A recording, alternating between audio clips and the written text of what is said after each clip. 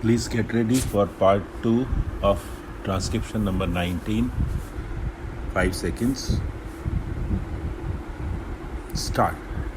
They have one school, and even if there is arrangement for starting another subject, no effort is made, and no sooner they feel they should give guarantee of some sort of technical education without proper inquiries with regard to the possibilities for employment and the various mineral resources, etc., and the basic education that should enable the students to enter the polytechnics, to have the training where it is available.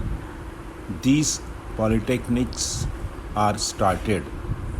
Similarly, there is some confusion about the use of the word university.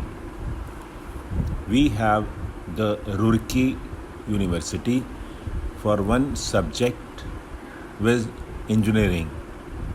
So it seems there is going to be one university for one faculty.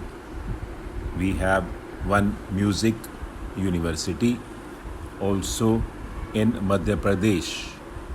We are going to start, I am told, perhaps a university only for agriculture. So if these institutes are there, which term seems to be really the appropriate word in place of these one faculty universities, I think the Honorable Minister should take the initiative in determining what should be the exact connotation of these terms. Otherwise, one day, as was pointed out, there will be perfect confusion. There comes also the question of the recognition of the degree given by these institutes. Of course, if the training with the special facilities available and the specially recruited staff available is of a high standard, naturally people would be very anxious to recruit the people who have passed out from there.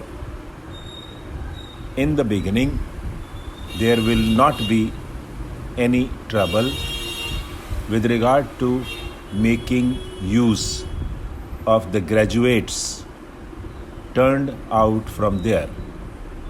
But the question of recognition has to be decided on certain principles, and those principles should be laid down and followed from the beginning.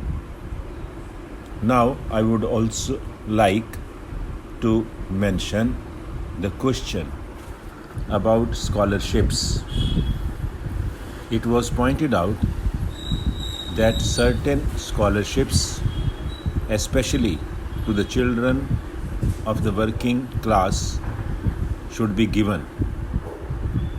I would like to point out here that there is already provision for that, and it is not something new.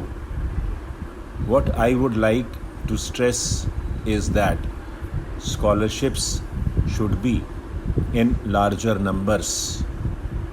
The scholarships do not seem to be adequate for the rising standard of living and the cost of living.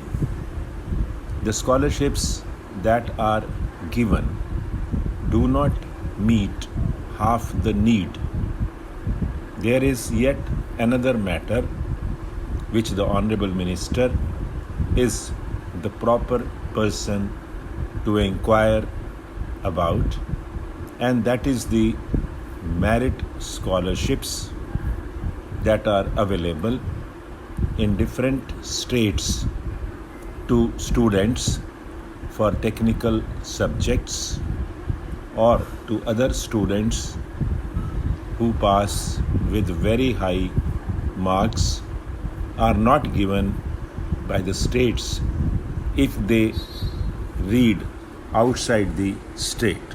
Stop.